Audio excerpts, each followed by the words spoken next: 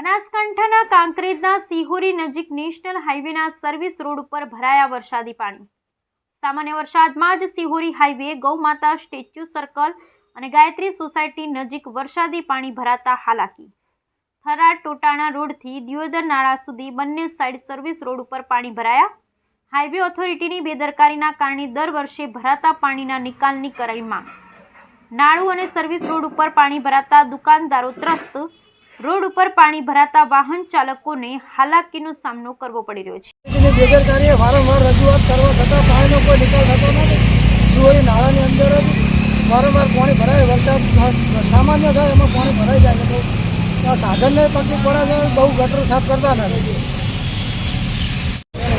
Highway ઓથોરિટીની બેદરકારીને કારણે ઓછો વરસાદ હોવા છતાં નાળાની સામે વારંવાર પાણી ભરી જવાથી નાના બાળકો, સ્કૂલ જતા બાળકો, હાઈવે ઉપર ચાલતા વાહનો અને વારંવાર બેદરકારી હોવા છતાં બહુ તકલીફ પડે છે।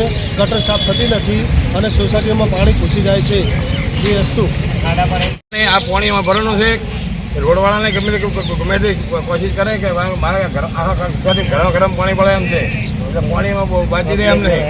પાણી કોઈ રેગ્યુલર વચ્ચે ખાલી કોઈ તકલીફ થાય તો જવાબદારીઓનું કોણ થાય? આના માટે ગમે તે પગલાં તાત્કાલિક ભરો, મશીન લાવો, ગમે તે લાવો, તો પાણી નિકાલ કરો। આ ગટર સાફ કરાવો। ગટર બધી ભરી ગયેલી છે, બધી પેકો પેક પડી છે, કશું વાંચાલ કર્યું જ નહીં। આ ગુડા આ પાણી ભરીને બધી આને ઓલી ગાડી આવે ભરી પણ હેડે છે રોગચાળો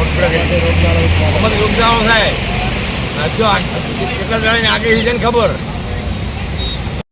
શાંતિભાઈ જોશી, સિહોરી ગાયત્રી સોસાયટીની બરાબર રોડની બહુ મોટી સમસ્યા છે અમારે। આ રોડવાળા કરતું બિલકુલ કોઈ વફાદાર નહીં। વારંવાર એવાનું લગભગ 50 વાર અમે આવેદન પત્ર આપ્યા છે। આટલું પાણી ભરાઈ જાય સોસાયટીમાં, પાણીને વારંવાર મોડું પડે છે બરાબર। ગટરો બધી પૂરેપૂરી ભરેલી છે, કોઈ કહેતા કોઈ નિકાલ જ કરતા નથી। 10 વાર આવેદન પત્ર આવેલું છે, મામલતદાર ઉજી આવેલું છે બરાબર, પણ આ કોઈ રસ્તો જ લેતા નથી હોવાનો। એટલે અમારી રજૂઆત છે, આટલું કરો તો સારું એમ થાય। હેરાનગતિ બહુ છે।